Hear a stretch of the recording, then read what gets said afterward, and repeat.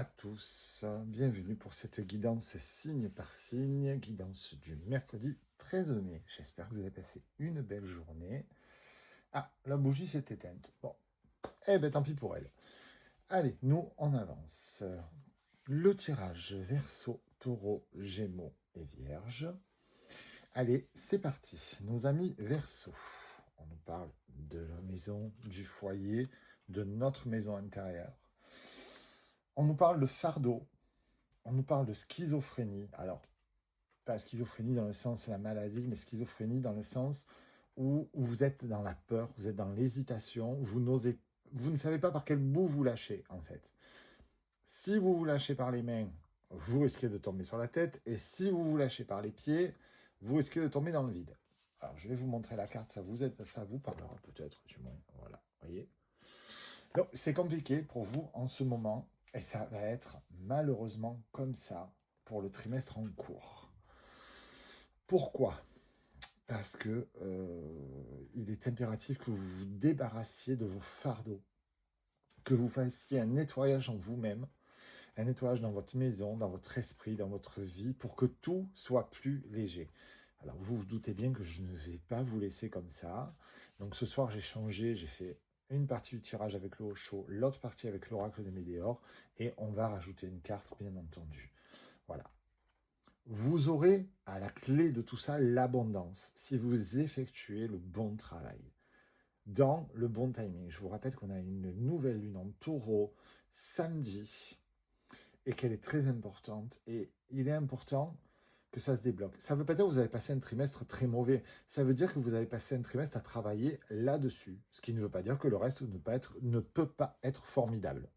Il faut travailler sur plus de légèreté, retrouver l'abondance, plus de lâcher prise, pour pouvoir vous lâcher en toute sérénité et vous faire confiance. Nos amis taureaux, on nous demande de croire. Il y a un message à venir. Pardon, excusez-moi. Et ben voilà. Et pourtant, j'ai fait la poussière hier.